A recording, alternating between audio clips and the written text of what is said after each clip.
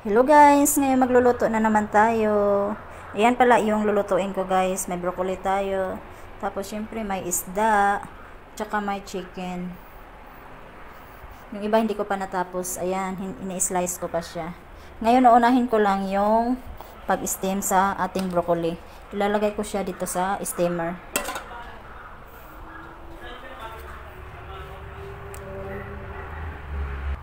Ayan guys, ilagay ko na yung ating broccoli. Tapos ko na to siya nahugasan din.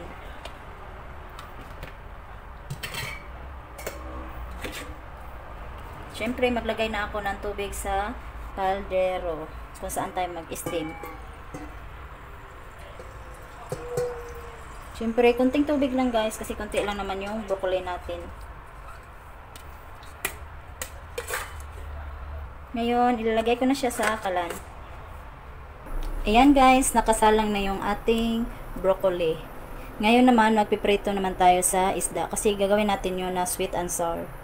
Ayan, ngayon nakaon naman yung sa kabila para sa ating isang putahe.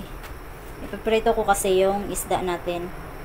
Ngayon maglagay lang tayong mantika sa ating pan. Ngayon ilagay ko na yung ating isda. Prito ko na siya.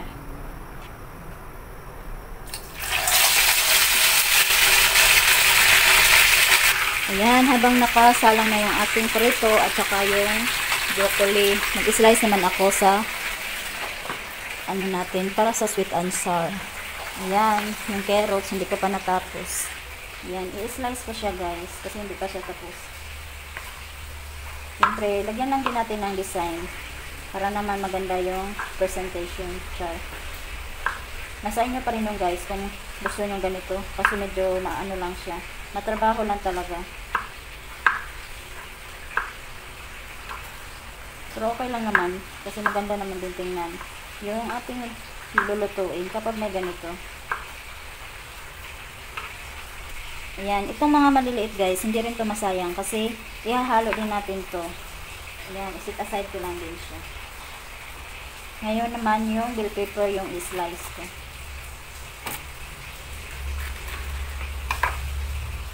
Malaki lang yung pag-slice sa bell pepper natin guys. Ganito lang siya.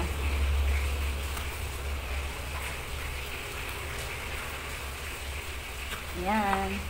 Tapos na. Ayan. Tapos na tayo mag-slice. Ayan guys. Naghanda pala ako dito ng lagyan natin ng yelo. Kasi dyan ko ilagay yung in-steam natin na broccoli.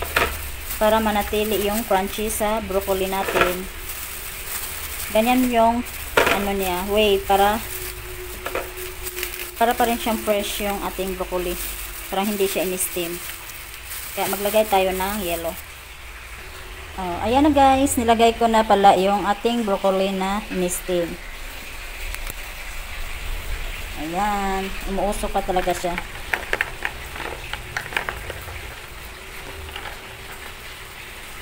Hayaan lang muna natin yan guys. Ngayon, umpisahan ko naman yung chicken. Igisa muna natin.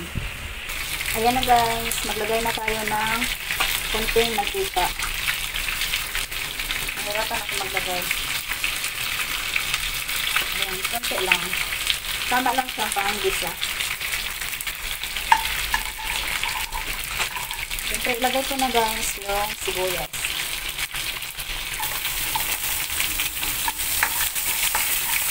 Haluin lang natin, inipot-nipot lang natin ng kaunti hanggang sa lumabas yung aroma sa ating sibuyas.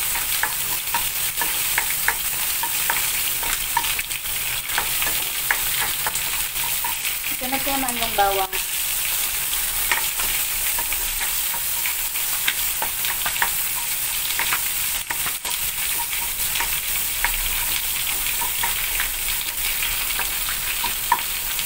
Hindi na natin masyadong brown yung bawang natin. Para may sustansya pa rin tayo makukuha. Ayan, ilagay ko na yung ating chicken. Breast pala yung gamit ko na chicken. Para wala nang buto. Ayan, dumating na yung mga nagsundo sa estudyante. Para exercise daw.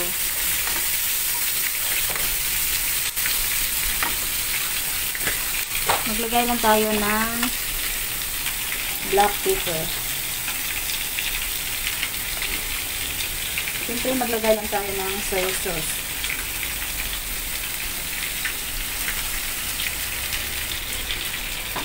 Maglagay din ako ng liquid seasoning.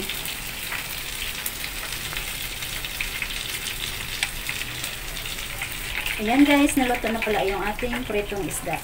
Itabi ko lang muna siya guys, kasi unahin ko lang tong isa, putahe. Maglagay din pala ako ng oyster sauce. Inuna ko lang talaga itong oyster sauce na nakapak, kasi nga, una kasi pinuntahan naming market, wala silang bote. Ito lang yung ano, inapunta ko sa kabila, may bote na pala. Kaya bumili na lang din ako. Kasi, mahilig tayo maglagay ng oyster sauce pag nagluluto. Ayan, halo-haloin ko lang din hanggang sa ma-make siya sa ating chicken. Para masarap yung ating chicken. Mas malasa kasi. Mag-add tayo ng kunting tubig. Kunti lang din. Mag-add pala ako ng cornstarch. Dinisolve ko na yan siya guys. Kunti lang kasi kunti lang naman yung lulutuin natin. Kasi baka ma-over naman sa lapot. Hindi ko muna lahat inubos. Kasi baka ma-over naman sa lapot.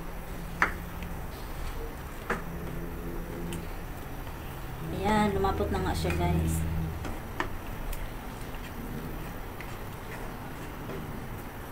Ayan guys, tapos na yung ating chicken with broccoli. Sa isa naman akong putahe yung sa isda guys. Ngayon ko na yan siya i-prepared pag natapos na lahat ng putahe. Ayan guys, dito naman tayo sa kabilang pan. Gawa naman tayo ng sauce. Lagay lang akong konting mantika ulit. Siyempre, tamang gisa-gisa lang sa sibuyas na naman yung uunahin natin. So, lagi ito lang sibuyas ang inuuna ko guys pag nagluluto. Pero depende pa rin sa inyo guys kung ano yung uunahin nyo. Nakasanayan ko lang din na yun yung lagi kong inuuna. Ayan, nilagay ko na yung bawang.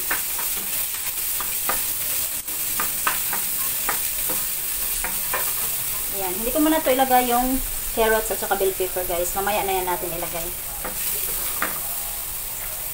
Ayan guys, paglagay na rin tayo ng tubig. Ayan. Isang cup ba to? Hindi pala cup. Basta measuring cup kasi ito siya guys, ginamit ko. Naglagay na ako ng black pepper kahit hindi pa siya kumulo guys.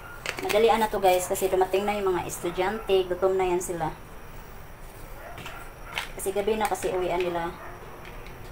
Maglagay na ako ng tomato sauce. Unti lang din.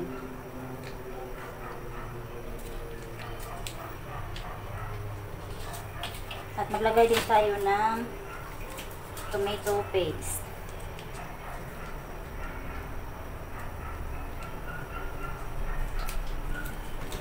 Hindi ko na yan sinukat guys. Ayan. Tapos syempre mix ko lang muna. Baka ano, kasi galing to sa ref. Namumuo siya. Maglagay din ako ng chili sweet sauce.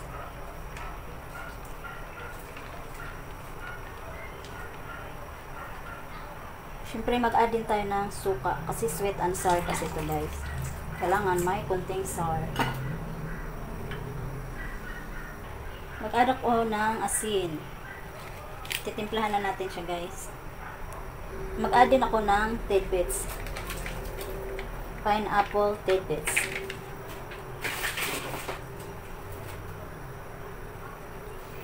Ayan. Titikman ko guys kung mag-add pa ba tayo ng sugar kasi may tidbits naman. At saka yung sabaw nilagay ko din. Ayan. I-add ko na rin yung carrots at saka bell pepper. Diba colorful yung sauce natin. Kulang pa yung sweet niya guys. Kailangan ko mag-add ng sugar. Ayan guys, maglagay na naman ulit tayo ng cornstarch. Na-dissolve ko na rin yan guys. Ayan, inubos ko lang kasi konti lang. I-mix ko lang siya guys kung lumapot na ba. Ayan, tama lang yung lapot.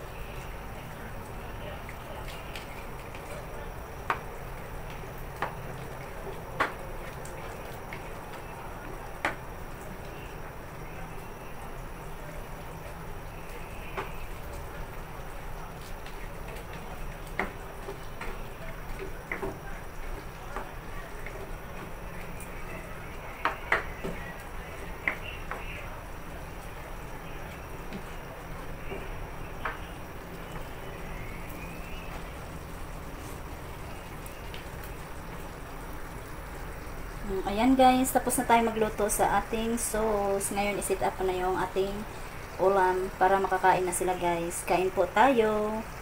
Bye!